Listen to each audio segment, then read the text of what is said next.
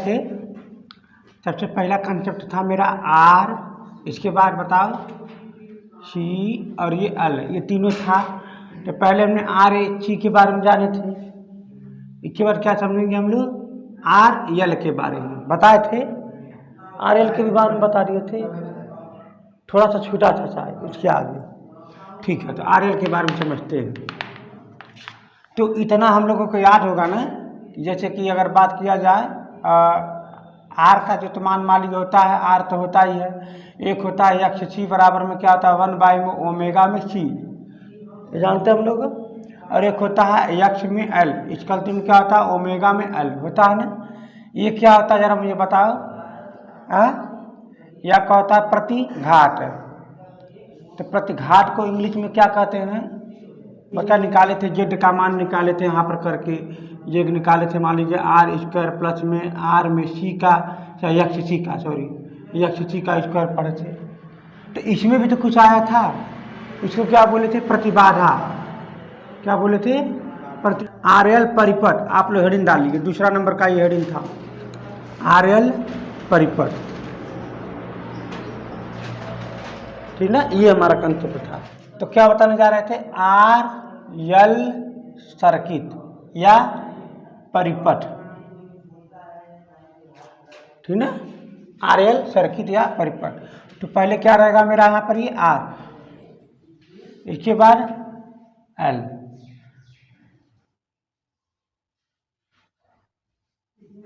Voltage कितना है ये मान लिखिएगा ओमेगा में टी।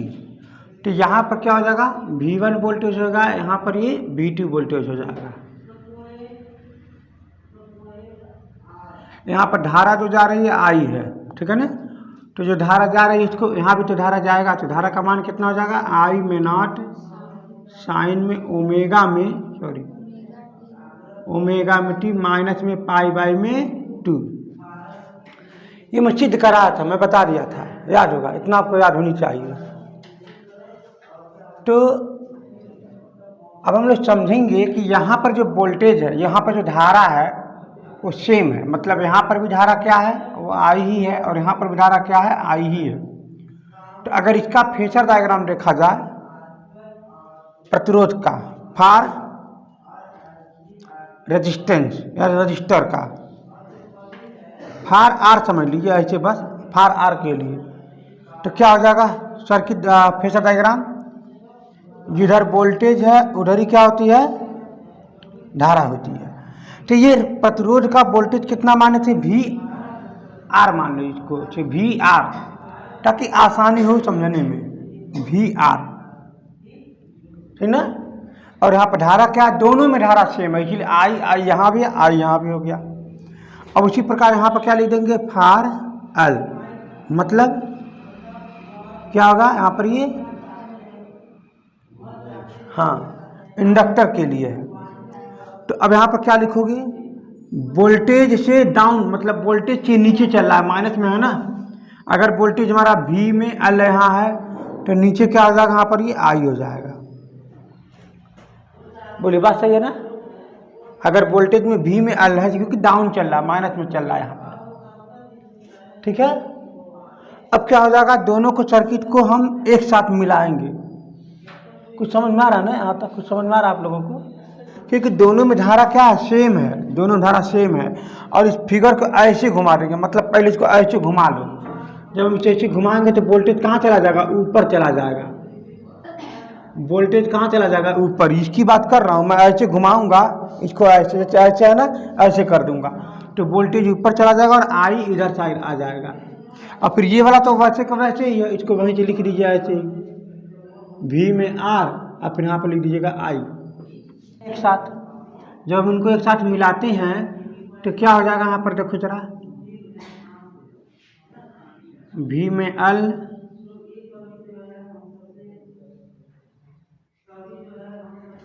यहाँ पर क्या हो जाएगा V में आर, और इसी में क्या हो जाएगा, दोनों में आई हो जाएगा। इन दोनों का रिजल्टेंट निकालेंगे, V एल का V आर का, रिजल्टेंट V हो जाएगा तो क्या बन जाएगा, करड़ी में यहाँ पर भी में एल का स्क्वायर प्लस में भी में आर का स्क्वायर। तो यहीं से पकड़ेंगे हम लोग भी एल का स्क्वायर प्लस में भी में आर का स्क्वायर। ठीक है, तो इसको हम और अच्छे से लिखेंगे कि पहले वी आर को पहले लिखो, वी एल को बाद में लिखना।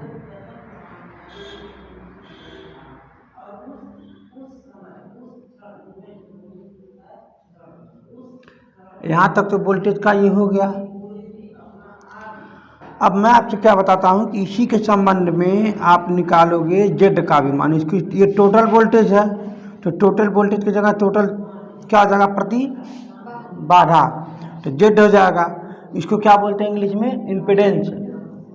तो जेड इक्वल टू क्या हो जाएगा, रूट में आर का स्क्वायर, क्योंकि आर का स्क्वायर हो जाएगा, ये क्या एल, इसका हो जाएगा अक्ष एल का स्क्वायर। ये यहाँ तक ये मान आपका आ गया।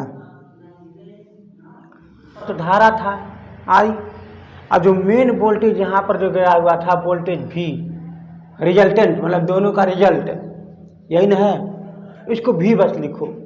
तो इन दोनों के बीच में थीटा कोण है, बात समझ में आ रहा है, इन दोनों के बीच में थीटा कोण है।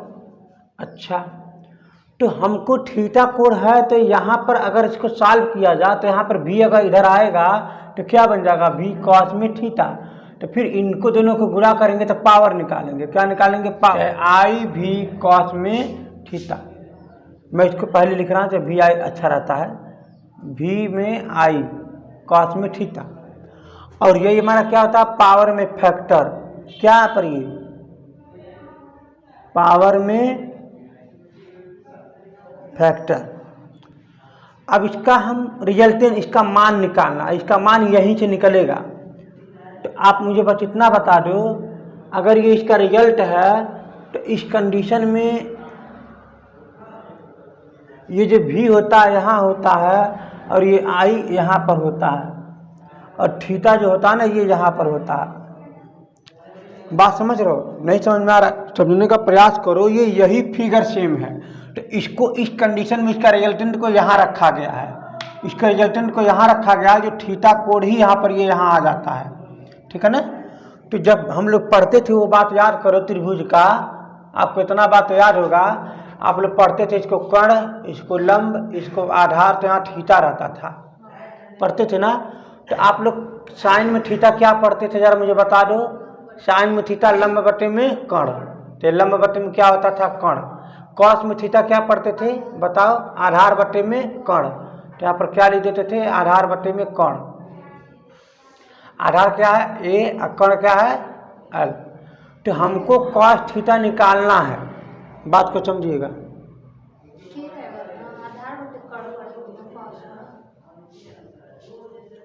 साइन होता है लंब बट्टे कर्ण, कॉस होता है आधार बट्टे कर्ण। अच्छा हाँ हाँ हाँ, कर्ण होता है, ठीक है। और इसके बाद टैन होता है क्या, लंब बट्टे आधार, तो लंब बट्टे में आधार। तो देखो बाबू यही फिगर यहाँ पर है, तब इसको मिटा करके ऐसे चाहेंगे तो इसको हम यहाँ भी खींच कर सकते हैं और के लिख सकते हैं, तो ये थीटा यहाँ पर आ जाता है। लेकिन दोनों फिगर एक ही है, बात समझ में आ रहा, दोनों फिगर क्या है, एक ही है। अच्छा, तो यहाँ से आपको देख रहे होगे कि लंब सॉरी आधार बट्टे में कर्ण, आधार बट्टे में कर्ण ही क्या आ रहा है, कॉस थीटा आ रहा है। अगर उस हिसाब से देखा जाए तो यहाँ पर पावर जो फैक्टर है, कॉस जो थीटा है वो किसके बराबर हो रहा है, ध्यान से समझना। अगर मैं इसको भी दिया हूँ तो यहाँ पर क्या है, आई है, तो यही आपका कर्ण है, यही आपका क्या है, कर्ण है, जिसे हम भी दिया हूँ। देखो यहाँ पर ये क्या है, आपका आई है। इसका मतलब आधा यहाँ पर भी का मान निकलता है, भी का मान निकलता है कि करड़ी में भी एल का स्क्वायर प्लस में भी आर का स्क्वायर। तो हम अभी जस्ट बताए थे कि यहाँ पर आर का भी जेड का भी होता है। इसका मतलब यहाँ पर क्या बताए थे, यक्ष एल का स्क्वायर प्लस में आर का स्क्वायर, तो ये अक्सेल होता है। मतलब इसके चिढ़ाई में यहाँ पर क्या होता है, अक्सेल भी होता है, और यहाँ पर क्या होता है, आर भी होता है, बताए थे ना। तो उस कंडीशन में आपको निकालना है पावर, मतलब पावर फैक्टर। तो पावर फैक्टर क्या होता है, कॉस में थीटा, जो मैं यहाँ पर बता रहा था। पावर फैक्टर क्या होता है, पी बराबर में क्या होता है, वी आई कॉस में थीटा। तो पावर के साथ जो गुणा होता है पावर फैक्टर कहते हैं इसको,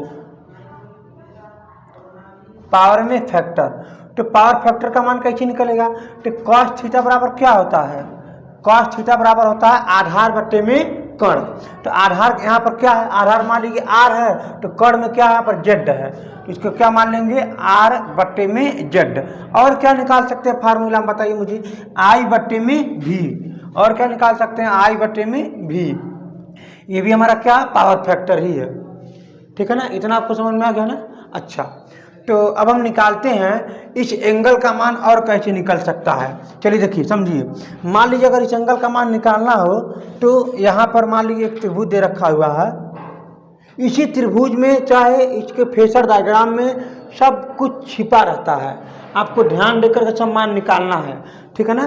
तो अगर देखा जाए तो ध्यान से देखिएगा, ये यहाँ पर थीटा है। अब इस लाइन पर क्या क्या है जरा ध्यान दीजिए, भी है और जेड भी है। इस लाइन पर क्या है बताइए? भी में एल है, इसके बाद क्या है? यक्ष में एल है। इस लाइन पर क्या है जरा मुझे बताइए?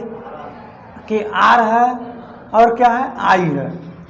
बात समझ में आ गया? देखो, ये आर और ये अक्ष एल मिलकर के यहाँ जेड बना है। जो जेड का मान मैं पहले ही बता चुका हूँ, करड़ी में आर का स्क्वायर प्लस में अक्ष एल का स्क्वायर पहले ही बता चुका हूँ, इसको आपको नहीं लिखना है यहाँ पर। चलिए, तो अब यहाँ से आपको थीटा का मान निकालना है। थीटा का मान निकालने के लिए आपको एक tan थीटा भी लेकर चल सकते हो।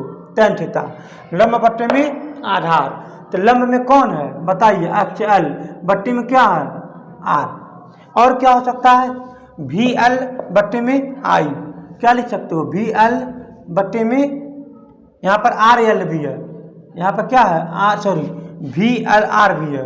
मतलब वहाँ का वोल्टेज और यहाँ एल का वोल्टेज दोनों मिलाकर रिजल्टेंट में भी लाते थे, याद है आपको? इसका मतलब ये है कि यहाँ का वोल्टेज मतलब वी में एल, फिर यहाँ का वोल्टेज वी में आर। इसको भी हिसाब से कोण निकाल सकते हो tan थीटा, यहाँ से भी निकाल सकते हो tan थीटा। आपको इतना दिमाग चलाना है कि जो पूछेगा तो निकाल देना है। बात समझ में आ रहा? कुछ हम क्या बताना चाह रहे हैं? यही सब पूछता है एग्जाम में कि इसका रिजल्टेंट का कोण याद करिए या पावर फैक्टर याद करिए, ये यही सब से मान आता है। ठीक है ना? तो चलो ठीक है। तो ये जो है ना यक्ष एल अपान में आर, वी एल अपान में वी आर, ये जो है ना इसको कालांतर भी कहा जाता है। यही है अंतर, कालांतर, फेज डिफरेंस।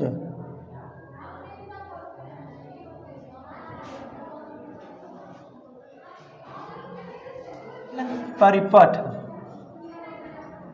या सर्किट बोलते हैं इसको। ठीक है ना? तो इसमें क्या है? सी है, एल है। इसका मतलब क्या हुआ? यहाँ पर ये संधारित्र हो गया और यहाँ पर ये एल हो गया।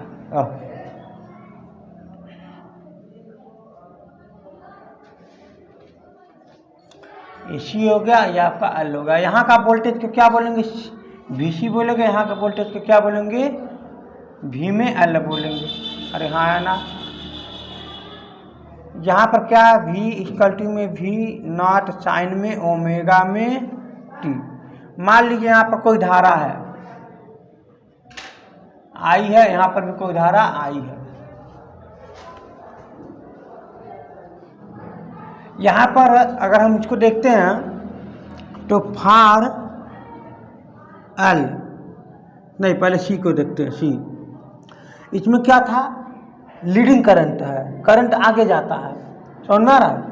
यानी वोल्टेज भी है तो इसमें करंट आगे जाता है आई, पक्का। लेकिन वोल्टेज भी कैसे? भी में सी है और करंट में आई। तो किसके लिए था ये? फार में सी के लिए था।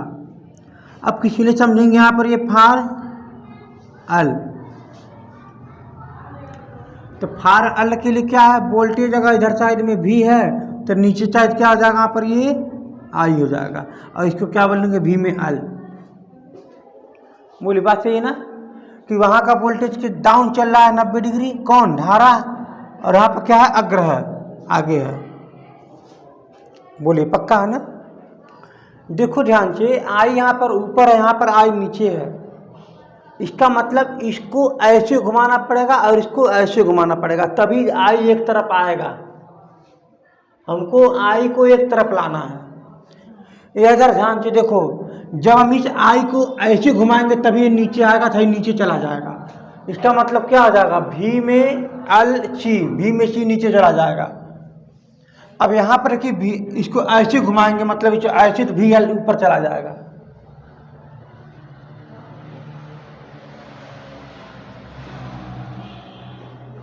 बात समझ रहे हो? तो एक बात मैं आपको बता दूं, अब वो कंडीशन क्या है, आपको यहाँ इस बात को समझना है, ध्यान से समझो। हम जैसे जैसे मैं बता रहा हूँ, यहाँ पर क्या है कि यहाँ पर ये एल है ना, एल, तो इसको हम क्या बोलते थे, इसी लाइन में एक्स एल बोलते थे। और यहाँ पर क्या मान लीजिए, यक्ष में सी। अगर ये दोनों बराबर हो गया तो ये दोनों बराबर होगा ही होगा। अगर ये दोनों बराबर हो गया तो कैंसिल हो जाएगा वोल्टेज का मान। तो हमें इन दोनों को बराबर रखना है। तो इन दोनों को बराबर रखने के लिए क्या होगा, तो यहाँ पर देखते हैं, X L is equal to में एक्स में सी। और जब ये दोनों क्या है, इसको क्या कहते हैं, इसको बोलते हैं धारितीय प्रतिघात। क्या बोलते हैं, धारितीय, सॉरी उल्टा लिखा रहा ना, धारितीय प्रतिघात। ऐसे क्या बोलते हैं, प्रेरक प्रतिघात बोलते हैं। अगर ये दोनों बराबर हो जाए तो इसे हम बोलते हैं अनुनाद।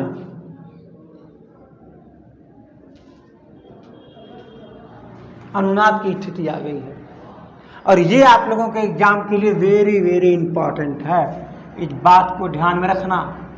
पूछता ये भी ये पूछ सकता है कि अनुनाद की स्थिति किस में आता है, इसमें संधारित्र और इम्पीडेंस में। तो अनुनाद की स्थिति आ जाएगा यहाँ पर, जब बराबर हो जाएगा। तो जब बराबर होगा तभी तो कट उठेगा। अब बराबर होने के लिए क्या खासियत है, देखिए फ्रिक्वेंसी निर्भर करता है। बराबर होने के लिए फ्रिक्वेंसी पर निर्भर करेगा। फ्रिक्वेंसी क्या है, तो फ्रिक्वेंसी को ज्ञात करेंगे यहाँ से। क्यों भाई, अनुनाद की स्थिति में फ्रिक्वेंसी तो ज्ञात करेंगे। यहाँ पर ध्यान से समझने की कोशिश करिएगा। तो अनुनाद की स्थिति में फ्रिक्वेंसी ही ज्ञात करेंगे। इसका मतलब यहाँ पर क्या है, यहाँ पर क्या पढ़े थे आप लोग, ओमेगा में एल पढ़े थे। यहाँ पर क्या पढ़े थे, 1/, में ओमेगा में सी पढ़े थे। बोलिए हाँ है ना? तो आप क्या करोगे, ओमेगा को इधर करोगे और एल को इधर कर दोगे। ओमेगा नीचे गुणा, इधर भाग है ना, इधर जाएगा तो गुणा हो जाएगा, एल इधर गुणा, इधर जाएगा तो भाग हो जाएगा। इसका मतलब 2 ओमेगा इधर हो जाएगा और इधर साइड क्या हो जाएगा, 1/, में एल में सी हो जाएगा। बोलिए ये बात तो पक्का है ना, ये बात तो पक्का है ना। अब ये अगर स्क्वायर हटेगा, इधर करड़ी बन जाएगा, तो ओमेगा बराबर क्या बन जाएगा, करड़ी में 1/, में एल सी। बोलिए इतना पक्का है ना। अब यहाँ से आप ज्ञात करोगे ओमेगा का मान क्या लिख सकते हो आप, 2π में एफ। मैं आपको बताया हूँ 2π में एफ इज इक्वल टू 2π में एफ इक्वल टू में क्या लिख दोगे यहाँ पर, ये 1/, में सी, एल सी लिखो, एल सी। यहाँ पर ये हो गया। अब यहाँ से हमें एफ का मान निकालने के लिए क्या करते थे, इसको आप इसको भी नीचे इधर करोगे तो क्या बन जाएगा, 1/, में 2π, फिर को यहाँ पर करड़ी में क्या है, 1/, में एल में सी है। बाबू यही आपका फार्मूला निगमन हो गया। इसको आप ध्यान में रखो, कहाँ से कैसे ये आया है। ये अनुनाद के स्थिति में ही ये फार्मूला आता है, फ्रिक्वेंसी को निकालना रहेगा यहाँ पर, ठीक है। RLC circuit. तो यहाँ पर क्या हो जाएगा, पहले क्या है बताओ मुझे, रजिस्टर, इसके बाद इंडक्टर है, इसके बाद कैपेसिटर है।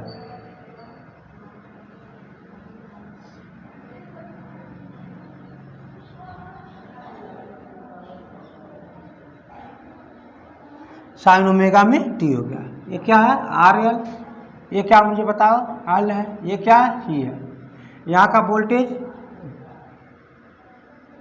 यहाँ का वोल्टेज जरा मुझे बताओ।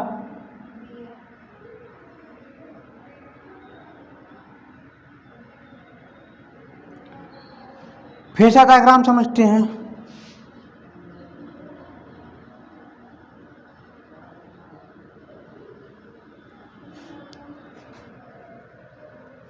बोला तुम्हारा फोन की चिका रहा। फेसर डायग्राम समझते हैं कि फेसर डायग्राम में पहले किसका समझेंगे? आर का। जान रहे हो, याद तो होगा आर का। फेसर डायग्राम आर का क्या होता है, याद है ना? वोल्टेज पर ही क्या रहता है? धारा रहता है, याद है ना? हम वोल्टेज का जब बनाते थे तो पहले क्या लिखूंगा फेसर आर में? फार माने क्या होता है? के लिए। किसके लिए है? आर के लिए। ये आर के लिए फेसर डायग्राम है। तो यहाँ पर वोल्टेज कितना है? V में आर। अच्छा देखो, तो यहाँ पर हम क्या बोले थे? अगर ये श्रेणी क्रम में है तो इसका मतलब यहाँ पर दोनों का वोल्टेज करंट क्या होगा? समान जाएगा। तीनों करंट क्या जाएगा? समान जाएगा। तो इस कंडीशन में वी आर में क्या है यहाँ पर? ये बताओ। ये उसी पर ही करंट जाएगा आई, क्योंकि ये प्रतिरोध है। प्रतिरोध मतलब ही उसी पर ही करंट जाएगा। फेसर डायग्राम नो है, मतलब क्या? फेज डिफरेंस जीरो है। उस कंडीशन में फेज डिफरेंस क्या है? जीरो है, इसीलिए सिग्नल लाइन पर जा रहा है ये, समझा? तो अब हम क्या लेते हैं? आर। फार किसका रहेगा बताओ? यल का। तो यल में क्या बताए थे? बताओ, यल में क्या बताए थे? धारा क्या? अब अग्रगामी है कि पक्षगामी है? हाँ, ये बताइए। इसमें उसमें नहीं। तो मैं जिसका पूछ रहा हूँ वही बताओ भाई, ये कौन सी बात हुआ? इसमें अग्रगामी है, इसमें पक्षगामी है। और बताओ आप, इम्पीडेंस में मतलब प्रेरक में क्या है? अग्रगामी कि पक्षगामी? ये पक्षगामी है, जिसे क्या बोलेंगे? Lagging current. बता था नहीं बताया था? याद करो भाई, ये सब चीज घर पे पढ़ के आओ, दिक्कत हो जाएगा तब। तो ध्यान से समझो, इसका मतलब वोल्टेज के साथ में यहाँ पर वोल्टेज कितना है? VL है, ठीक है ना? वोल्टेज के साथ में क्या? लैगिंग करंट है, मतलब नीचे है, करंट कम है। शुद्ध परिभाषा देखा जाए तो क्या है? वोल्टेज का मान पूर्ण होने के पहले, धारा का मान पूर्ण होने के पहले वोल्टेज का मान पूर्ण हो चुका है, पहले ही वोल्टेज वहां पर बैठा हुआ है। इन मतलब हुआ इसका, ठीक है? चलो, तो यहाँ पर क्या आ जाएगा? आई हो जाएगा। तो इसका कंडीशन में क्या आ जाएगा? 90 डिग्री में, 90 डिग्री माइनस में आ जाएगा। बात समझ में आ गया? तो हम लोग ये पढ़े। अब इसी समय में ये भी पढ़ लेते हैं। आगे क्या होगा? फार। इसका क्या है? सी। तो फार सी के लिए क्या है? इसका क्या है? लीडिंग करंट है, अग्रगामी धारा है। इसका मतलब क्या होगा? V में सी, यहाँ पर क्या हो जाएगा? अग्रगामी धारा आई। अब हम तीनों को एक साथ ले लेते हैं, तीनों को एक साथ फिगर बनाने पर। तो इसका मतलब ये हुआ कि इसको तीनों को एक साथ ले लो बाबू। तो तीनों में क्या सेम है? तीनों में क्या सेम है? तीनों में धारा ही तो सेम है। तो धारा को एक तरफ करेंगे, मतलब एक ही डायरेक्शन में करेंगे। धारा इधर हो गया। अब इस फिगर पर देखो, इसी पर क्या है? VR है, उसी पर VR है, उसी पर आई है कि नहीं? अच्छा, अब इसको देखो फिगर को। इसका मतलब इस फिगर में क्या करना है? इसको ऐसे करके घुमाना है, ऐसे करके। जब इसे ऐसे घुमाओगे तो VL क्या चल जाएगा? ऊपर। पक्का ना? तो VL कहाँ चला जाएगा? ये ऊपर। VL ऊपर आ जाएगा, ये आई के समान आ जाएगा सीधे में। अब इसको फिगर करोगे फॉर सी के लिए। अब इसको आप ऐसे करोगे, ठीक ना? ऐसे तो क्या हो जाएगा? यहाँ पर ही आई के समान में क्या आ जाएगा? नीचे की तरफ में बताओ, V में C। इसको अच्छे से लिखना ना। चलो, V में C, पक्का? अब देखो बाबू, बात बता दूं आपको, इसमें कुछ वोल्टेज ऐसे हैं जो रिजल्टेंट में काम करेगा। रिजल्टेंट में मतलब ये हुआ कि हम क्या करेंगे? VL में से VC घटा देंगे। बाबू वही तो बात है, नॉर्मल बात है। मतलब कि अगर कोई व्यक्ति है, इसको आप 5 न्यूटन से खींच रहे हो बल लगा करके, इधर से आप 8 न्यूटन से बल लगा के खींच रहे हो, कौन बलवान भाई इधर ही, तो बता जाइए किधर जाएगा? इधर ही जाएगा। कितना के वेग से जाएगा? 3। मतलब 8 में से 5 घटा दोगे तो 3 ही तो बचेगा। इसका मतलब 3 न्यूटन के बल से ये व्यक्ति क्या करेगा, इधर भागने लगेगा। तो वही चीज़ यहाँ पर हम ये पता करेंगे, इस सेंटर पर वोल्टेज इधर जाए इधर है, तो हम रिजल्टेंट निकालेंगे। मेरी बात समझ में आ गया? तो रिजल्टेंट कैसे निकलेगा, यहाँ का मान में से ये मान घटा देंगे। समझ में आ गया? तो अगला फिगर मेरा क्या बनेगा ये समझ लो, अब ध्यान से समझो। अगला फिगर मेरा यही बनेगा, जो यहाँ पर क्या ये आई है, यहाँ पर क्या बाबू लोग बताओ, V में R है, और यहाँ पर क्या बन जाएगा, यहाँ पर V में L में से आप VC को घटा दोगे, तो यानी यहाँ का रिजल्टेंट आ जाएगा। बोलो बात सही कि नहीं, बोलो बात सही कि नहीं, यानी यहाँ का वोल्टेज आ जाएगा, यानी हम रिजल्टेंट निकाल दिए। अब हम क्या करेंगे, यहाँ पर VR वोल्टेज है और यहाँ पर इतना वोल्टेज है, अब इन दोनों का रिजल्टेंट निकालेंगे। ध्यान दो, आसान है, ये कठिन नहीं है। तो अब देखो, अब हम इन दोनों का रिजल्टेंट निकालेंगे। रिजल्टेंट मतलब इसका परिमाण निकालेंगे, तो इसको अब यहाँ से निकालना, तो क्या निकालोगे, यहाँ पर देखो मैं क्या बताता, इसका होल स्क्वायर धन इसका होल स्क्वायर। समझ में आ रहा बात भाई, मैं आपको पहले ही समझा चुका हूँ। अगर ये R है, अगर ये Z है, तो क्या बन जाएगा, करीडी में Z का स्क्वायर धन में R का स्क्वायर। मैं बताता नहीं बताता, यही तो इसका रिजल्टेंट है। अब इसको ऐसे लिखो या ऐसी लाइन बनाओ या ऐसे लाइन बनाओ, दोनों का मान वही है। अगर यहाँ पर थीटा कोण है तो यहाँ पर भी थीटा कोण हो जाएगा, लेकिन इसका मान वही रहेगा ना। इसका क्या बोल दोगे, करीडी में Z का स्क्वायर धन में R का स्क्वायर, वह भी यही रहेगा, करीडी में Z का स्क्वायर धन में R स्क्वायर। तो हम इसका मान निकालने जा रहे हैं, घबराओ नहीं, मैं वही चीज़ पढ़ा रहा हूँ जो मैं पहले पढ़ाया हूँ। तो क्या लिखोगे, करीडी में यहाँ पर क्या आ जाएगा, इसका स्क्वायर पहले लिखो, क्या लिखोगे, V में R का स्क्वायर फिर धन, यहाँ पर क्या हो जाएगा जरा मुझे बता दो, V में L माइनस में V में C का होल स्क्वायर हो जाएगा यहाँ पर। इसका मतलब ये हुआ, यहाँ पर क्या आ जाएगा बताओ मुझे, V टोटल V मान लीजिए वोल्टेज के रूप में, ठीक ना। अब आप यहाँ से क्या निकालोगे, इसको आप जानते हो, यहाँ का वोल्टेज हो जाएगा VL V में C का होल स्क्वायर, ठीक है ना। यह आपका वोल्टेज का रिजल्टेंट हो जाएगा यहाँ तक। अगर मैं बात पूछूं कहूँ कि इसका प्रतिबाधा क्या है, प्रतिबाधा मतलब Z क्या है, तो प्रतिबाधा Z की बताओगे तो क्या बताओगे, बताओ मुझे। यहाँ से आप Z का मतलब यहाँ पर हो जाएगा R का स्क्वायर प्लस यहाँ पर हो जाएगा आपका क्या, यक्स L का माइनस में यक्स C का होल स्क्वायर। बोलो यहाँ तक तो क्लियर हो गया। अगर आपको ओमेगा थीटा में रखना है तो आप रख सकते हो, Z अपान में यहाँ पर क्या बन जाएगा, R का स्क्वायर प्लस यहाँ पर क्या बन जाएगा जरा मुझे बता दो, ओमेगा में L प्लस सॉरी माइनस 1 में ओमेगा में C का होल स्क्वायर। यहाँ तक ये भी हो जाएगा। अच्छा, अगर आपसे कोई पूछे कलांतर क्या है, अगर आपसे कोई पूछे कलांतर क्या है, तो मैं बाबू दूसरे शब्दों में अगर यहाँ पे बात बता दूँ, तो यहाँ पर एक मान यक्स L माइनस में यक्स में C भी है और यहाँ पर एक मान R भी है ना। तो कलांतर जो मान होगा,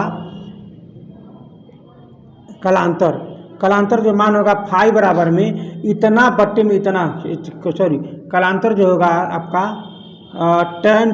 ten phi is equal to में लंब बट्टे में आधार, तो क्या बन जाएगा, यक्स L माइनस में यक्स C अपान में R। ये समझने वाली बात है आपको, ठीक है ना, ये समझने वाली बात यहाँ पर है।